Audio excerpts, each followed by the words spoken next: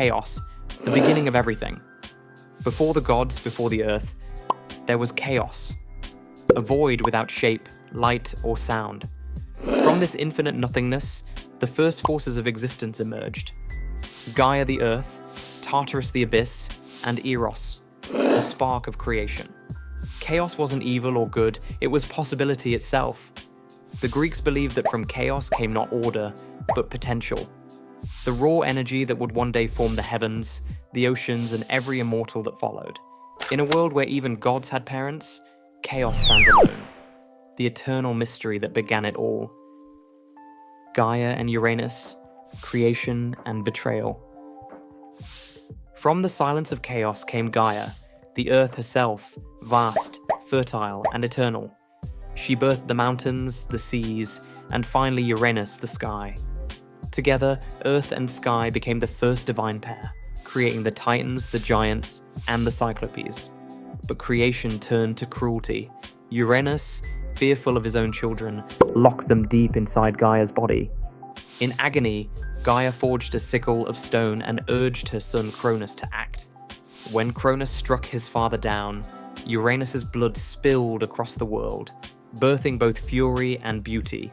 From vengeance rose the Furies, and from the sea foam, Aphrodite.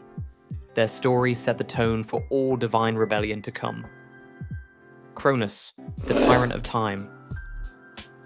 Cronus, the youngest Titan, rose to power by overthrowing his father Uranus. He ruled the Golden Age, a world of peace, abundance, and immortal harvest. But prophecy haunted him. One day, his own child would overthrow him. Terrified, Cronus devoured each newborn the moment they were born. Yet his wife Rhea hid the youngest, Zeus, replacing him with a stone wrapped in cloth. Cronus swallowed the decoy, never realizing his fate had already begun. When Zeus returned, he forced Cronus to vomit up his siblings, sparking the legendary war between Titans and Olympians. Cronus's fall marked the end of the old world, and the rise of a new order of gods. Zeus, king of the gods. Hidden in a mountain cave and raised by nymphs, Zeus grew up hearing the stories of his father's tyranny. When the time came, he struck with thunder. Armed with lightning forged by the Cyclopes, Zeus led his siblings in the Titanomachy, a decade-long war that shook creation itself. When the smoke cleared, the Titans were cast into Tartarus, and Zeus claimed the throne of Olympus. As king, he ruled the sky, thunder, and law, but also became infamous for his countless affairs. His children filled heaven and earth, each embodying his power and his flaws. Zeus's reign was both order and chaos, a reminder that even the god's king couldn't master his own desires. Poseidon, lord of the deep. When the world was divided, Zeus took the sky, Hades took the underworld, and Poseidon claimed the sea. With his trident, he stirred storms and calmed waves, worshipped by sailors and feared by those who crossed him. Poseidon built palaces beneath the waves and fathered creatures both divine and monstrous. From the winged horse Pegasus to the Cyclops Polyphemus. Though second only to Zeus, he often challenged his brother's authority, flooding cities and shaking the earth when angered. Yet to the Greeks, he was more than a destroyer. He was the pulse of the world's oceans, the restless god who embodied both beauty and terror of the sea itself. Hades, lord of the underworld. While Zeus ruled the skies and Poseidon the seas, Hades descended into darkness to govern the dead. His realm wasn't hell, it was balance. Every soul, great or small, passed through his gates. Hidden beneath the earth, he reigned in silence beside Persephone, the goddess he once abducted and later loved. To mortals, his name meant fear. To gods, it meant inevitability. Hades didn't crave worship or power. He embodied the truth every being shared, that even the immortal would one day face his domain. He was not a villain, but the quiet shadow beneath the glory of Olympus, the unseen ruler who never lost control. Hera, queen of Olympus. Hera, sister and wife of Zeus, reigned as the goddess of marriage and queen of the heavens. She ruled beside her husband, yet her story is one of betrayal and vengeance. Zeus's endless affairs filled her with fury, and Hera turned that wrath toward his lovers and illegitimate children. From driving Heracles into madness, to cursing Io into a wandering cow. But Hera wasn't merely jealous. She was justice incarnate, protector of women and enforcer of divine order. Regal, cunning, and relentless, she embodied both the sanctity and the suffering of love. Hera's power wasn't in her thunder, it was in her pride, her patience, and her unyielding will to be obeyed. Athena, goddess of wisdom and war. Born fully grown and armored from Zeus's forehead, Athena was the embodiment of intellect and strategy, the calm to Ares's chaos. She guided heroes like Odysseus and Perseus, crafting plans that outsmarted monsters and men alike. Every victory she won came through wit and precision. Yet even wisdom breeds conflict.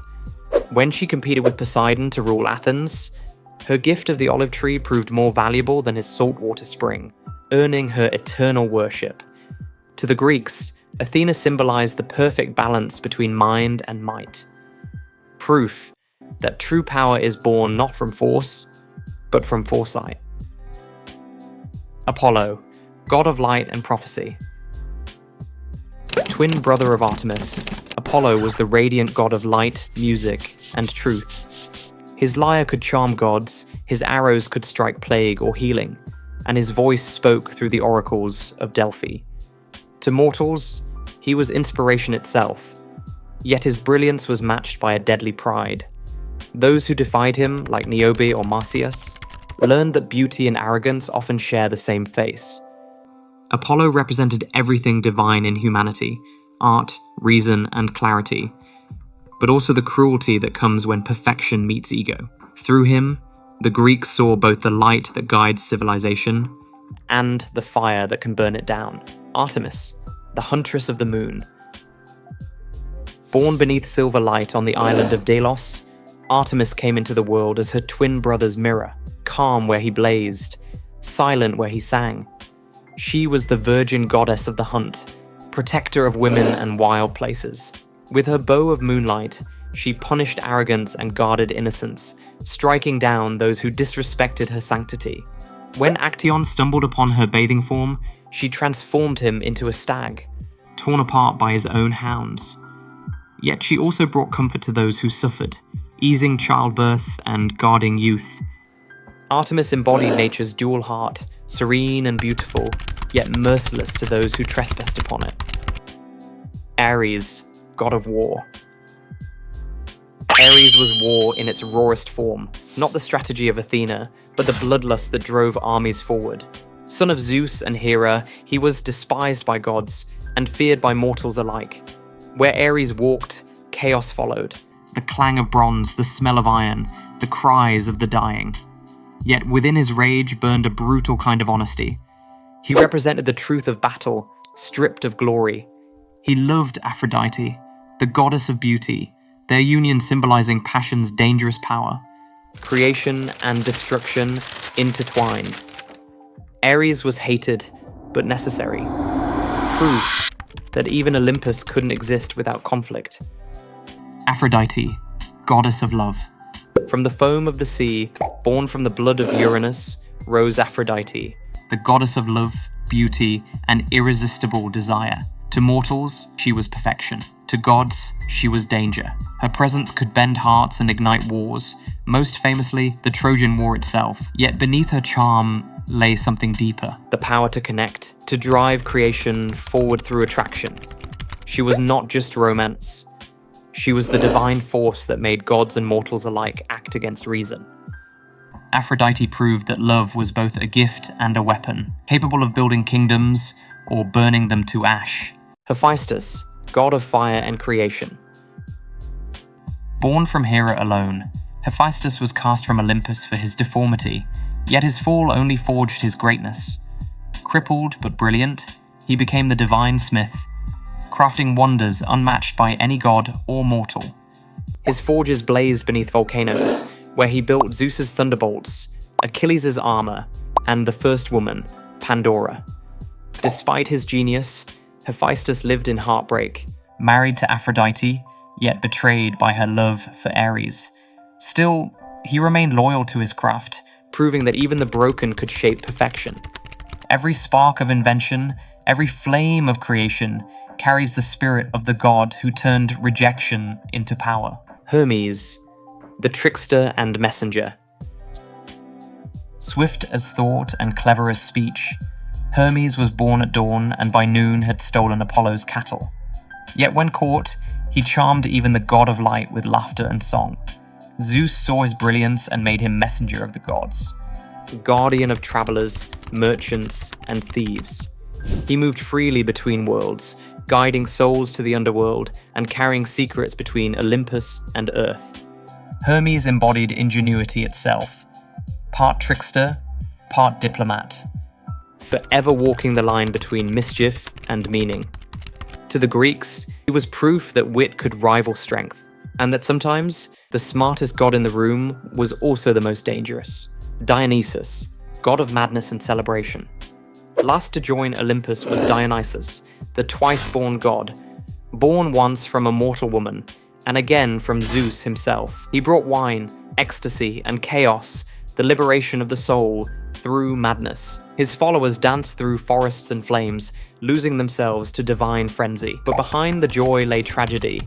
Dionysus was both gift and warning, a god who could bless with inspiration or destroy with delirium. He blurred the line between human and divine, pleasure and pain. To worship him was to surrender, to accept that even reason must bow to the wildness within. Dionysus was life's chaos made divine, the final echo of humanity's eternal hunger for freedom.